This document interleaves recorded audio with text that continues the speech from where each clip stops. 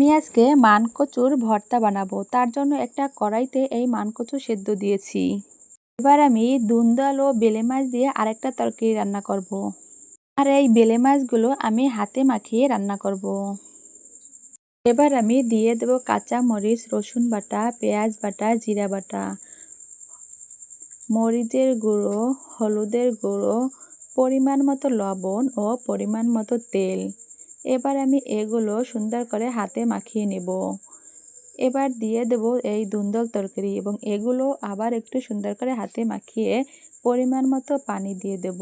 এখানে আমি বেশি পানি অ্যাড করব না, কারণ দুন্দলের থেকে অনেকটা পানি বের হবে।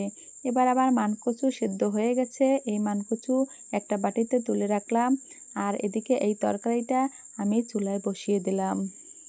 দেখো, এই তরকারিটা এবার আমার রান্না শেষ হলো। এবার আমি এই তরকারিটা নামিয়ে ফেলবো এবং আরেকটা কড়াই এই চুলায় বসিয়ে দেব। এ পর্যায়ে আমি দিয়ে দেব কিছুটা শুকনা মরিচ। এগুলো একটু ভেজে একটা বাটিতে তুলে রাখবো এবং দিয়ে দেব কিছুটা রসুন ও পেঁয়াজ আর কাঁচা মরিচ। এগুলো দিয়ে আবার একটু ভেজে এই বাটিতে আবার তুলে রাখবো। এবার আমি কিছুটা সরিষা এর ভিতরে অ্যাড করব এবং প্রথমে শুকনা মরিচগুলো বেটে নেব। শিলপাটায় যে কোনো ভর্তা বানালে খুবই টেস্টি হয়। এবার আমি বাকি উপকরণগুলো এর ভিতরে একসাথে বেটে নিব। তোমরা কি এই মানকচু চেনো বা খেয়েছো?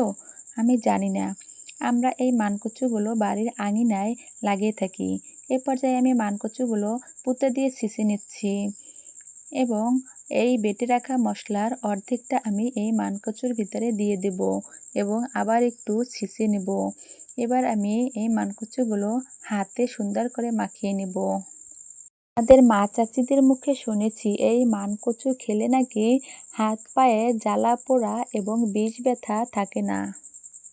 এই মানকচু কিন্তু যে কোনো গোশের ভিতরে দিয়েও রান্না করলে গোশের তরকারি খুবই টেস্ট হয়।